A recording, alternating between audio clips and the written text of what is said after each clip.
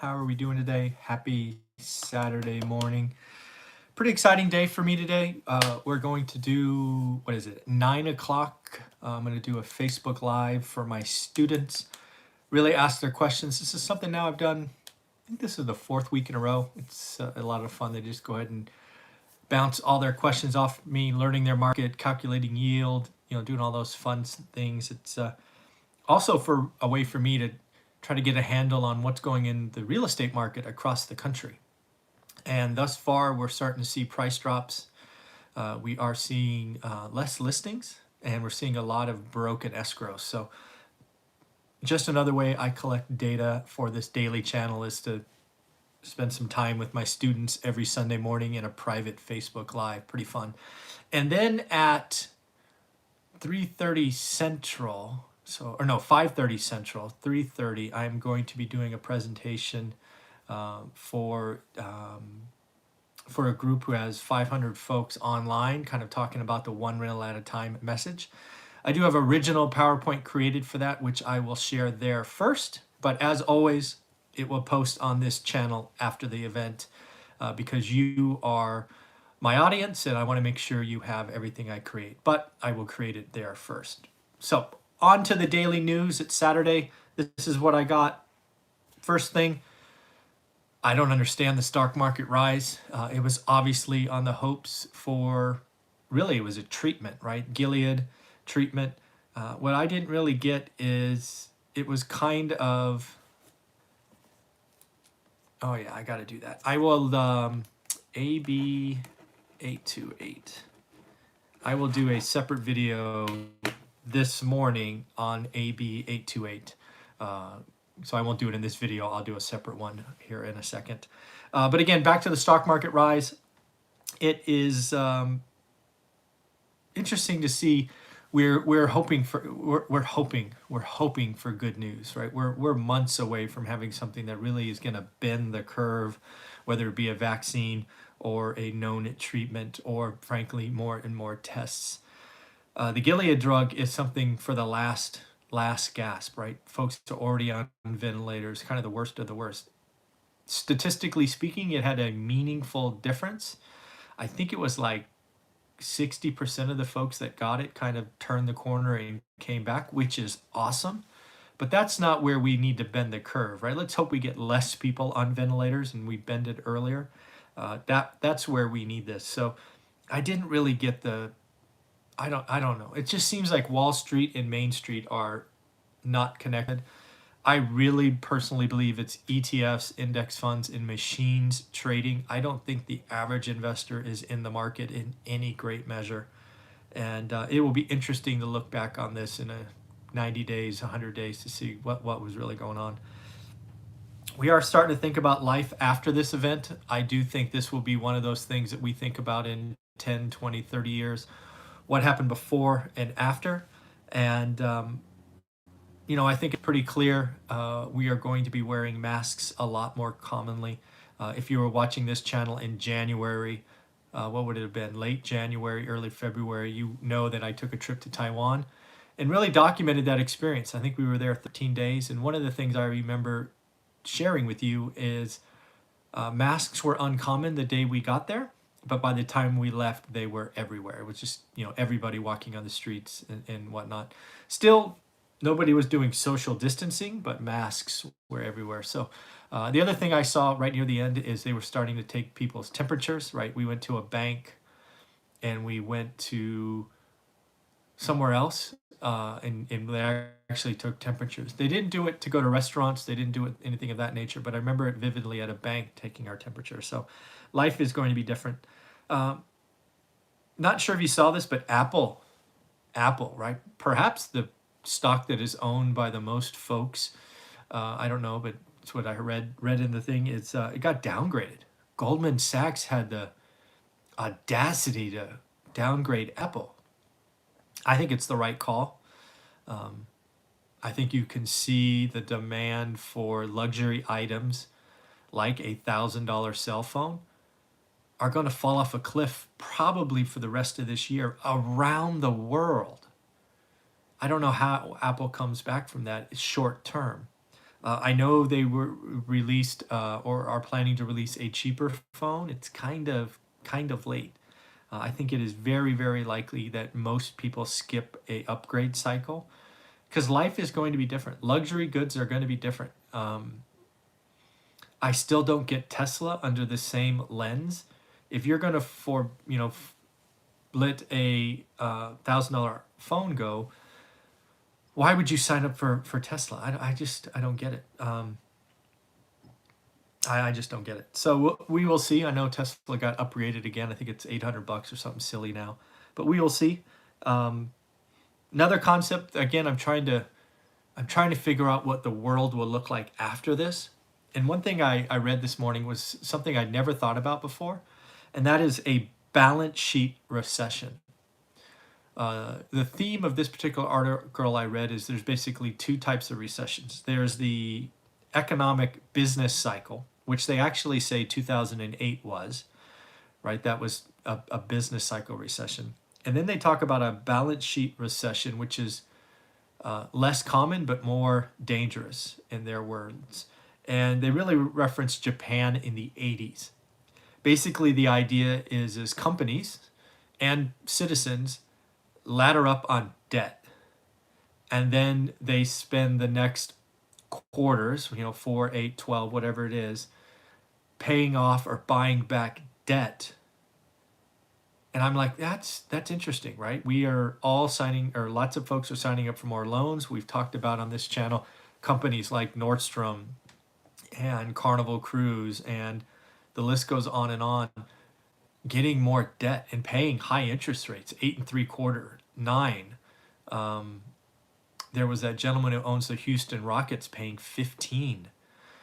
So I think we need to do some more investigation into a balance sheet recession, because I think that's going to hamper growth. And that was really the point of the article, is when you have excess, when this comes back and the economy gets going, you're going to take that marginal profit dollar and pay back debt versus invest in the business versus hire someone. I thought it was an interesting concept, and I think it would behoove us all to figure out what a balance sheet recession would mean for us individuals, us real estate investors, us, our economy.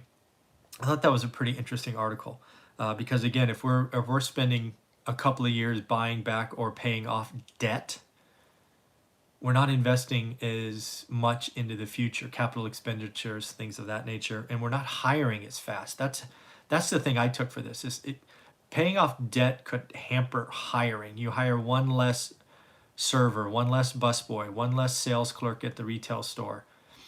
It just all kind of has impact, and it will make unemployment go down slower, which if you have unemployment go down slower, you have less home purchases and car purchases and all of those things. So I think it is something to watch.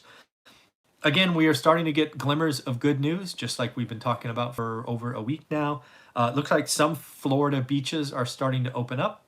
Now, they're not opening up for, spring break parties or anything of that nature, but they're saying, hey, if you want to run on the beach or walk your dog, you want to fish, surf, go ahead, right? These are all signs that, again, any sign at this point that we're going back to normal is a good sign. Looks like Texas, at least as of yesterday, has declared that they're gonna start opening up May 1st. Again, good sign. I wish them nothing but success and luck. Go for it. Let's see how it goes. Got some early data on the $1,200. I actually will not be getting $1,200. So, oh well. I guess I made too much money. So the $1,200, it looks like folks are spending it where you would want them to.